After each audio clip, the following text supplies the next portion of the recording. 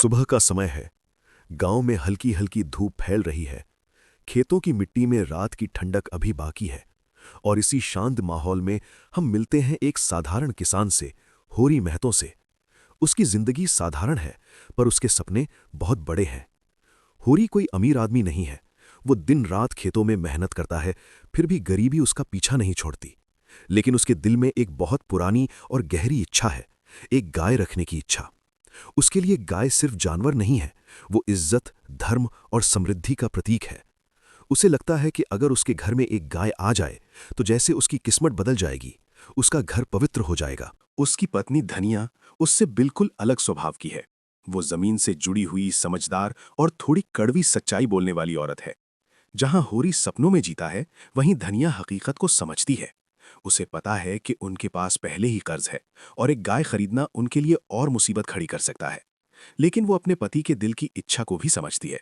बस उसे डर है कि यह सपना कहीं उन्हें और गहरे संकट में न डाल दे। होरी का मन आज बहुत बेचैन है, क्योंकि वो एक निर्णय लेने वाला है। वो गाय खरीदने के बारे में सोच रहा है। उसके मन में उम्मीद और डर दोनों है। उम्मीद इस बात की कि उसकी जिंदगी बदल सकती है, और डर इस बात का कि कहीं वो और कर्ज में न डूब जाए। इसी बीच हम गांव की सामाजिक व्यवस्था की झलक भी देखते हैं।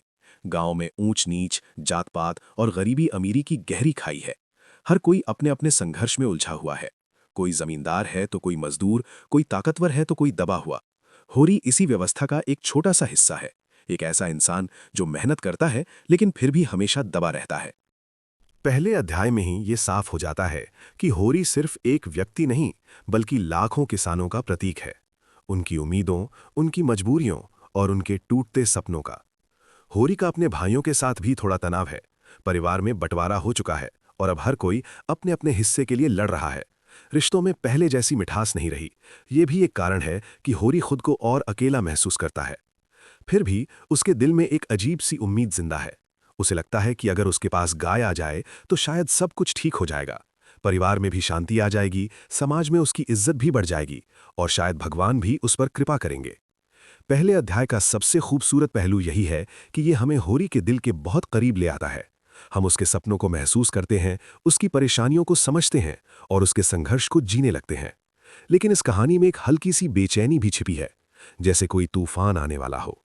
होरी का ये छोटा सा सपना जो इतना मासूम लगता है, आगे चलकर उसकी जिंदगी को किस दिशा में ले जाएगा, इसका संकेत हमें यहीं से मिलने लगता है।